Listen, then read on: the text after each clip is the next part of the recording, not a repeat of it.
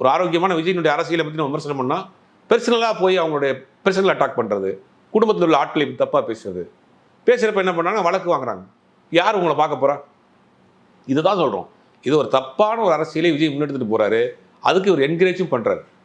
எம்ஜிஆர்னா எம்ஜிஆர் வந்து ஒரு படத்தில் கூட புகைப்பிடிப்பது மாதிரியோ, தண்ணி அடிக்கிறது மாதிரியோ, தப்பான விஷயங்களையோ அவர் ஃபாலோ பண்ணதே கிடையாது. படத்தில் அடிக்கிறது கூட அவாய்ட் பண்ணார். அப்புறம் நமக்கு பின்னாடி ஒரு கூட்டம் வரும், அந்த கூட்டத்துக்கு ஏதாவது ஒரு நல்ல விஷயம் பண்ணணும் அப்படின்னு எம்ஜிஆர் நினைச்சார். குறைந்தபட்சம் நல்ல உபதேசங்களாக சொல்லுவோம். நீங்கள் உபதேசம் சொல்கிறா கேட்குற வயசாயா இது அப்படின்னு சில பேர் கேட்கலாம். நீங்கள் போகிற போக்கில் சொல்லிட்டு போகலாம். பெரியாருடைய கொள்கை, பெரியார் சாதி எதிர்த்தாரு, மதத்தை எதிர்த்தாரு. நீங்கள் பெரியாருடைய கொள்கை அங்கே பேசியிருக்கணுமா இல்லையா? கொள்கை தலைவராக வச்சுருக்கீங்களா? ஒரே ஒரு மேடையில் அது பெரியாரை பற்றி பேசுறீங்களா? நீங்கள் அது தப்பாக செய்யக்கூடிய விஷயத்தை நீங்கள் என்கரேஜ் பண்ணுறீங்க. நீங்களும் சேர்ந்து டான்ஸ் ஆடுறீங்க, நீங்களும் சேர்ந்து ஃப்ளேங்கிஸ் விடுறீங்க, நீங்களும் அந்த சாலையை தூக்கி சுற்றுறீங்க. அப்போ அவன் இதுதான் அரசியல் நினைக்கிறான். இதெல்லாம் செஞ்சோம்னா அரசியல் எம்எல்ஏ ஆயிடலாம், எம்பி ஆயிடலாம், நேரடியாக வந்து பதவிக்கு வந்துடலாம்னு நினைக்கிறான்.